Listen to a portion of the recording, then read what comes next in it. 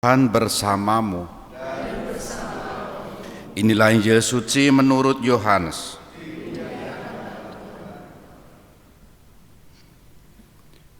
Dalam amanat perpisahannya, Yesus berkata kepada murid-muridnya, "Masih banyak hal yang harus kukatakan kepadamu, tetapi sekarang kamu belum dapat menanggungnya. Tetapi apabila Ia datang, yaitu Roh kebenaran, Ia tidak akan berkata-kata dari dirinya sendiri, tetapi segala sesuatu yang didengarnya, itulah yang akan dikatakannya.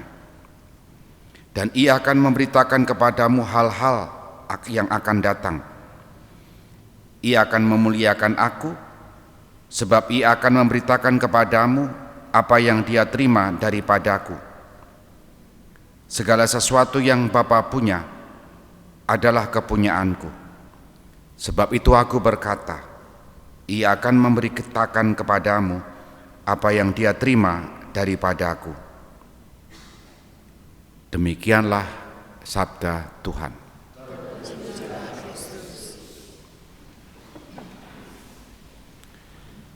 Saudari-saudara, selamat pagi berkah dalam. Merenungkan bacaan yang pertama sambil membayangkan situasinya, kita diajak untuk bermenung betapa mewartakan Injil, mewartakan Kristus itu menembus budaya dan juga pola pikir. Paulus dalam bacaan pertama diceritakan pergi sampai ke Athena, dan Athena itu adalah wilayah yang banyak memuja dewa-dewa tadi disebut, dan wilayah ini tidak mengenal perjanjian lama atau kitab-kitab yang dipercayai atau dihidupi oleh orang-orang Yahudi. Poin yang tadi menjadi penghubung antara Paulus dengan orang-orang Athena adalah soal dewa. Mereka menyembah dewa sebagai Allah yang tidak dikenal. Nah, pada poin itulah lalu Paulus masuk. Allah yang tidak mereka kenal ditarik, diwartai oleh Paulus bahwa Allah itulah yang kemudian dimaknai, diisi oleh Paulus sebagai Allah yang sungguh baik, yang telah menjadikan bumi dan isinya dan seterusnya. Masuk pelan-pelan pewartaan itu.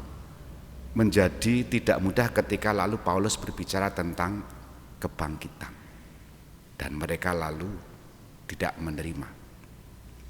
Namun tadi disebut dalam bacaan pertama tadi juga bahwa ada nama-nama yang kemudian percaya tentang kebangkitan. Siapa di sana? Dionysius, anggota majelis Areopagus, dan Damaris, dan yang lain. Nama-nama yang disebut ini bukan nama-nama yang cepete yang tidak dikenal masyarakat, tapi nama-nama tokoh yang dikenal pada zamannya.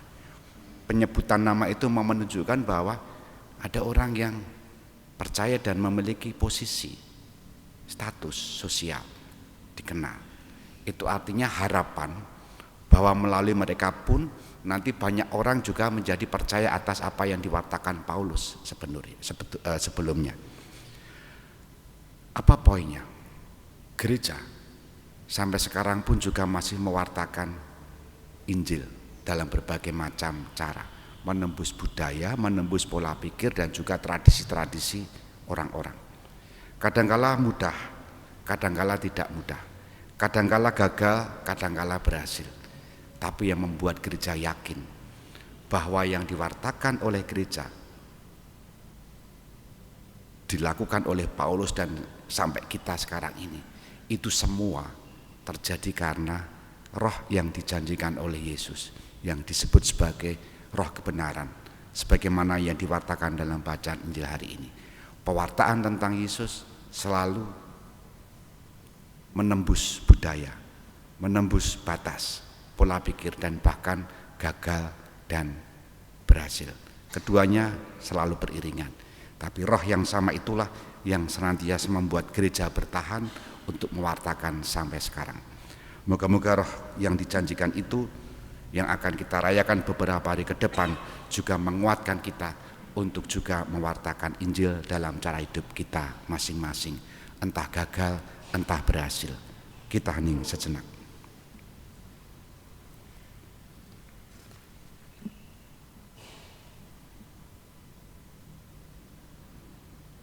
Dimuliakanlah Yesus yang dulu hidup, sekarang dan selama-lamanya. Amin.